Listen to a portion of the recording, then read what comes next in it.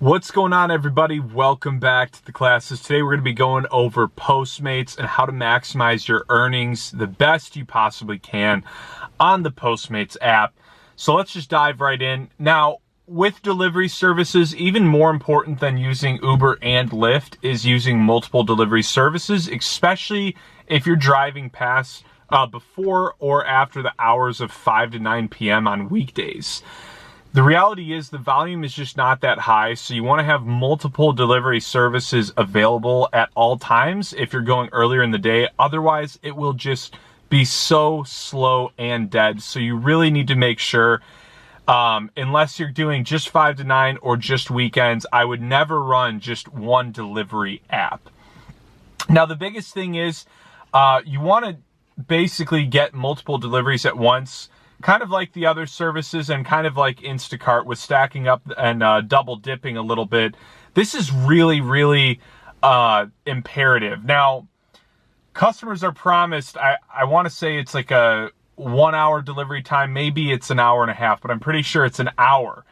So you're only responsible for the last part of that, you know? You can rack up multiple deliveries and still get everything done within an hour for that customer. So grabbing and delivering 10 orders within an hour is going to give you like a, $70, $80 profit, I think, plus any tips along that you receive. So the best way, and in a way, this is still almost easier to do on a bike, especially if you're just doing quicker orders. Another nice thing about doing it on a bike or a scooter is they're not going to get you orders that are really far out. You're going to stay in your area, which is really beneficial. Another thing is find your niche audience. So find a little pocket that's quietly untapped. And whenever things are slow, always try heading to that area so that you can get some consistent work. A lot of people just don't do research or they just are lazy with this, but you really need to pay attention to what's doing well, when and where, so that you always have a go-to hotspot. I shouldn't say hotspot, that's bad terminology, but you have a go-to little zone for just you. That's almost your bread and butter you go to when you just need to make a quick few deliveries. On that next note, we're going to talk about hotspots. So kind of like Uber's surging, PostMates has hotspots, which means you're essentially going to make more money on each delivery. So getting in these hotspots and stacking up on those deliveries is the best way to make the most amount of money. These are going to be based off time, and you just want to be careful that you don't screw yourself over and end up in a very traffic condensed area. But again, if you're on a bike or a scooter, you're going to avoid all of that. Now, one thing PostMates does well is they usually offer very generous sign-up bonuses. So that's another thing that you should absolutely take advantage of. If you're going to sign up, go all in and max out on that sign-up bonus, because obviously it'll make your first month a lot better. But on top of that, it's going to give you a lot of knowledge on how to utilize it in the future as well. PostMates also offers quite a few perks, and Lyft and Uber and all these do as well. But a lot of people have said that PostMates actually offers the best perks. So you're never going to know what that is, but they offer a lot of incentives for just being associated with it. And that could be stuff that saves or makes you extra money each month. Another thing to consider is auto accept. So that's just going to make it automatically accept any new deliveries that come in. This, to me, I never liked it, but I've noticed that most really legit PostMates delivery drivers swear by this. It's efficiency.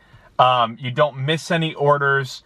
And I never liked it just because I felt like there was a lot of deliveries I didn't want to accept, but I never did it full time. I always did it part time. So if you're a full-time driver, you probably do just want to maximize and take any delivery you can, in which case auto accept is going to be the best thing you can do. Kind of like our last class, you want to make sure you have a really solid GPS system. Most people will tell you Google Maps is the best. Unless you're watching out for cops, then you can use Waze. Another small tip that I've noticed a lot of people make is they forget the receipt. Always make sure you have the receipt on there, because a big reason why is if the restaurant screws up the delivery or the order, it'll be on the receipt screwed up, and then they won't blame the driver, and they might still tip you if it's not your fault.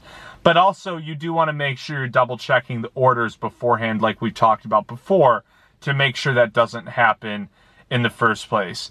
Obviously, you want to have your write-offs, but a good rule of thumb for all of these is set aside at least 10%, I would say 20% for taxes at the end of the year.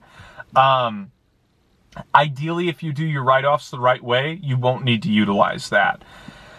Another thing too is navigate towards blitz pricing. So the incentive is basically a monetary reward issued to drivers during those peak hours. So again, similar to the surge, and that's something you want to prioritize as well. Along with that, minimize your driving, shorter deliveries if you can. Again, biker, scooter solves this problem almost immediately. In my opinion, Postmates has never been the better delivery service, but I do know there's a lot of people that swear by it. I think at the end of the day, you just want to be using as many as you possibly can. So try combining them, or maybe try for a month just doing Postmates and see what works better for you. It very well could vary by area, so always keep that in mind. But anyways, guys, that's our Postmates segment. Hope you enjoyed it, and I look forward to talking to you guys in the next class.